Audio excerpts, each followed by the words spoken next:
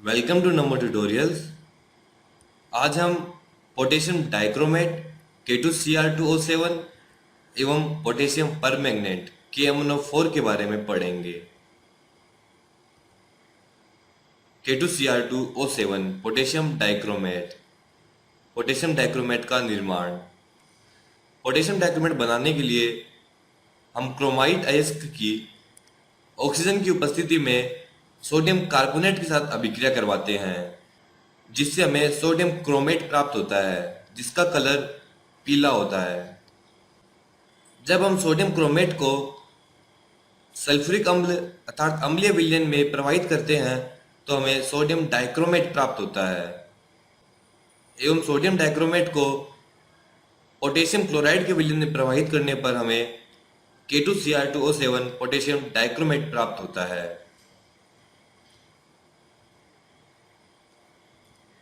गुण। यह नारंगी लाल रंग के क्रिस्टल के रूप में होता है। पोटेशियम डाइक्रोमेट का गलनांक 669 डिग्री सेंटीग्रेड होता है। यह ठंडे जल में अल्प विलय जबकि गर्म जल में मुक्त रूप से विलय होता है।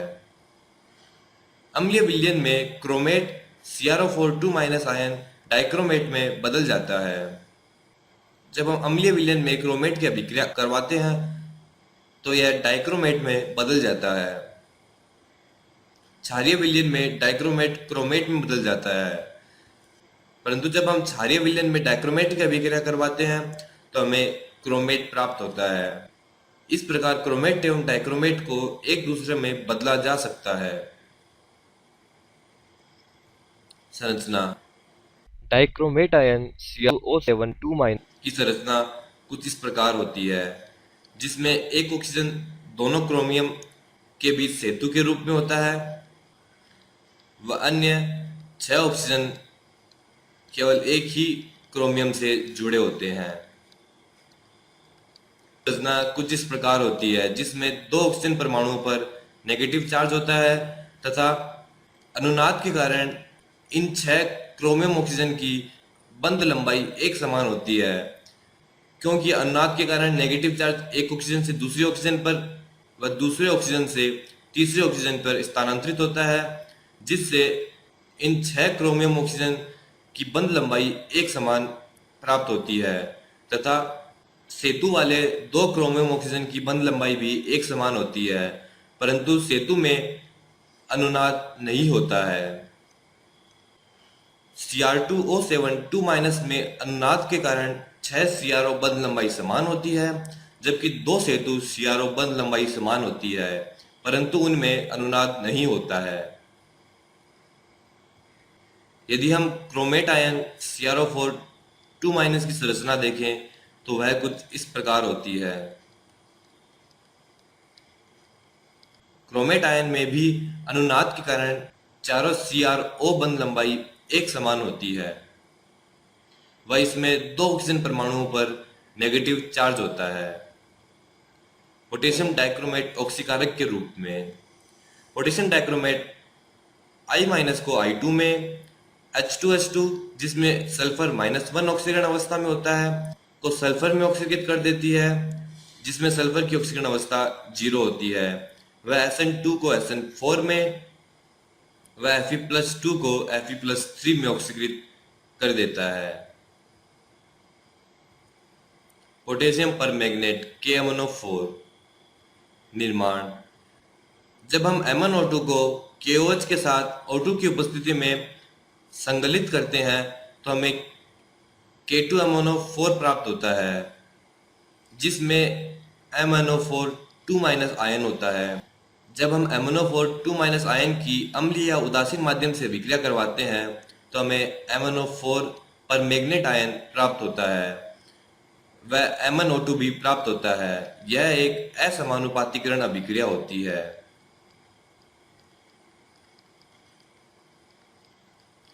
असमानुपातिकरण अर्थात क्रियाकारक के अंदर Mn+6 के अंदर होता है व उत्पाद के अंदर Mn+7 एवं +4 में उपस्थित होता है।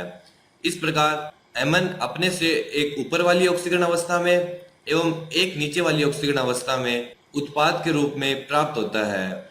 इस प्रकार किसी ऑक्सीकरण अवस्था से यदि हमें उत्पाद के रूप में दो ऑक्सीकरण अवस्थाएं जिसमें एक उस ऑक्सीकरण अवस्था से अधिक हो व एक उस ऑक्सीकरण अवस्था से कम हो प्राप्त हो तो वह अभिक्रिया असमानुपातीकरण कहलाती है।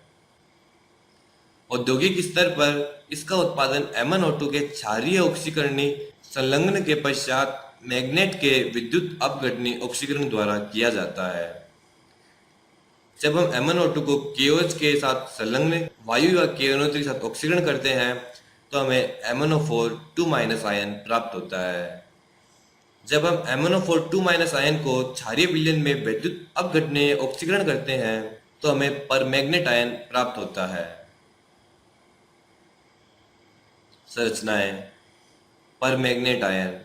परमैग्नेट आयन में मैग्नीज पर sp3 संकरण होता है। इस संकरण के कारण इसका आधार चतुष्फलकीय होता है। परमैग्नेट आयन MnO4- की संरचना कुछ इस प्रकार होती है जिसमें एक ऑक्सीजन पर ऋणात्मक आवेश होता है वह इसका रंग गहरा बैंगनी होता है जो लगभग काले के समान होता है। Manganate ion MnO4 2-। Manganate ion में भी sp3 संकरण होता है तथा इसकी संरचना भी चतुष्फलकीय होती है। हरे मैग्नेट आयन में एक अयुग्मित इलेक्ट्रॉन होता है जिसके कारण यह अनुचुंबकीय होता है परंतु परमैग्नेट आयन प्रतिचुंबकीय होता है। MnO4 2- की संरचना कुछ इस प्रकार होती है जिसमें दो ऑक्सीजन पर ऋणात्मक आवेश होता है वह अयुग्मित इलेक्ट्रॉन की उपस्थिति के कारण यह अनुचुंबकीय होता है।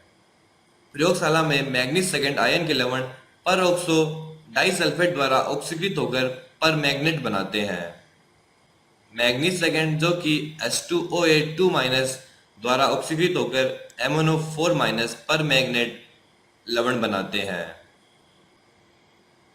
गुण। यह बैंगनी रंग का धात्विक चमक वाला प्रिज्मेटिक क्रिस्टल होता है। इसका गलनांक 250 डिग्री सेंटीग्रेड होता है। यह सामान्य ताप पर ठंडे जल में विलय होता है व इसकी विलेयता गर्म जल में अधिक होती है। विशेषता। मैग्नेट आयन एक अयुग्मित इलेक्ट्रॉन के कारण अनुचुंबकीय होता है परंतु परमैग्नेट आयन प्रतिचुंबकीय होता है। मैग्नेट आयन के भौतिक गुण। यह ध्यान रखने वाली बात है कि इसका रंग अत्यधिक गहरा होता है व यह तापक्रम पर आश्रित दुर्बल अनुचुंबकत्व होता है। MnO4- गहरे गुलाबी अथवा जामुनी रंग का होता है जो कि आवेश स्थानांतरण के कारण इसमें एक इलेक्ट्रॉन ऑक्सीजन से Mn पे स्थानांतरित हो जाता है जिससे Mn+6 में परिवर्तित हो जाता है एवं रंग प्रदर्शित करता है। ऑक्सीकारक के रूप में ऑक्जिलेट आयन को कार्बन डाइऑक्साइड में ऑक्सीकृत कर देता है, Fe+2 को Fe+3 में ऑक्सीकृत कर देता है जबकि NO2- आयन को NO3- आयन में ऑक्सीकृत कर देता है एवं I- को I2 में ऑक्सीकृत कर देता है। हाइड्रोजन आयन की सांद्रता का प्रभाव। MnO4- एक इलेक्ट्रॉन ग्रहण करके MnO2 में बदल जाता है। MnO4- में Mn की ऑक्सीकरण अवस्था +7 है व MnO4 2- में Mn की ऑक्सीकरण अवस्था +6 है परंतु जब हाइड्रोजन आयन की सांद्रता बढ़ाई जाती है तो MnO4- MnO2 में बदल जाता है। Mn की ऑक्सीकरण अवस्था +4 होती है वह हाइड्रोजन आयन की सांद्रता और अधिक बढ़ाने पर यह Mn+2 में बदल जाता है। KMnO4 की कुछ महत्वपूर्ण ऑक्सीकरण अभिक्रिया। अम्लीय विलयन में अम्लीय विलयन में KMnO4- I- को I2 में ऑक्सीकृत कर देता है। Fe+2 जो कि हरे कलर का होता है को Fe+3 में ऑक्सीकृत कर देता है तथा स्वयं MnO2 में अपचयित हो जाता है। अम्लीय माध्यम में MnO4- MnO2 में Mn+2 में अपचयित हो जाता है। यह ऑक्जिलेट आयन को CO2 में ऑक्सीकृत कर देता है तथा स्वयं Mn+2 में अपचयित हो जाता है। हाइड्रोजन सल्फाइड का सल्फर में ऑक्सीकरण जिससे सल्फर अवक्षेपित हो जाता है। MnO4- हाइड्रोजन सल्फाइड को सल्फर में ऑक्सीकृत करता है एवं स्वर्गीय सल्फर अवक्षेपित हो जाता है। उदासीन अथवा दुर्बल माध्यम में KMnO4 की अभिक्रिया।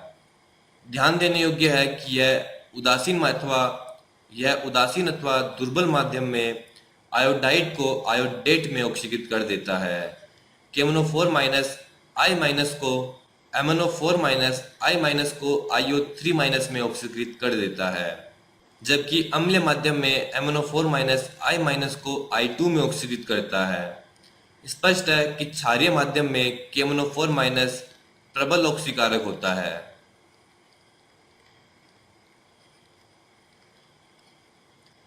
MnO4- H2O3 को SO4 2- में ऑक्सीकृत कर देता है। जिंक सल्फेट अथवा जिंक ऑक्साइड की उपस्थिति में MnO4- Mn+2 को अधिक तीव्रता के साथ MnO2 में ऑक्सीकृत कर देता है।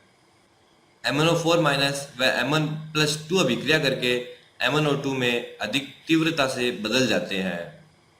हाइड्रोक्लोरिक अम्ल की उपस्थिति में परमैंगनेट का अनुमापन असंतोषजनक है, क्योंकि हाइड्रोक्लोरिक अम्ल क्लोरीन में ऑक्सीकृत हो जाता है। इसलिए हम हाइड्रोक्लोरिक अम्ल से परमैंगनेट आयन का अनुमापन नहीं करते हैं।